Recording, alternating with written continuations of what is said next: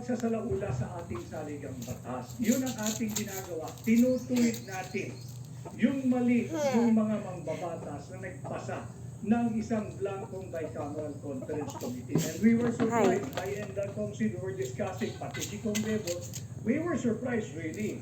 How come Guys nga, it was the lah, executive chicken, no? department who initially Pakain ka ng chicken, reacted and said that we are Asan yung iba niyan? spreading false information, malicious one, and they even addressed President Rodrigo Roa Duterte as lying because wala raw blanco sa GAA. Hindi naman GAA ang sinasabi natin may blanco, kundi yung bicameral Dakpada ng puti na, hold mo daw. and that is still within the province of both houses, Senate at yung mababang kapuluan. Sila dapat ang sumunod. Kanya nga, sabi natin, once and for all, di dali na natin ito sa Korte Suprema. Pakita natin sa Korte Suprema talagang blanco. So that Attorney Dicoldo, a few days, tama ka Attorney Dico, it was the executive department immediately released a statement regarding the expose, ano? But eventually, sumagot din yung members of the Senate and Congress. Sumagot ang problema lang, nagkaiba-iba yung sagot ngayon, so nalito ang tao. And dinalik niya natin dun sa usapin na what we were questioning is actually yung blank items sa bicameral report. Kasi initially, ang tinumbok nila yung GAA.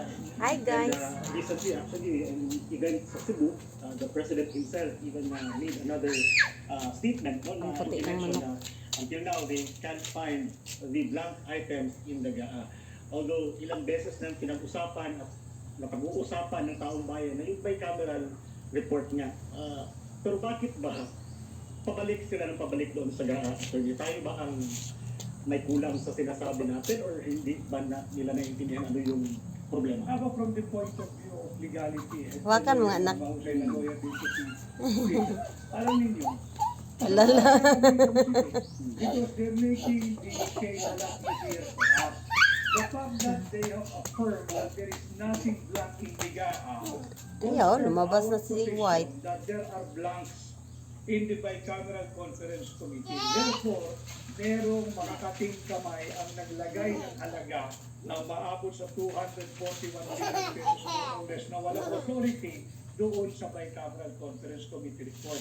Naging very airtight na yung kaso. Sino yun? Sino yung may makakating kamay? Kaya lagi nga natin sinasabi, babae ba siya? Lalaki ba siya? Tandem ba sila o marami sila? Yan ba yung fourth chamber o yung fourth house mo tinatawag? And I think If you remember, in the first episode,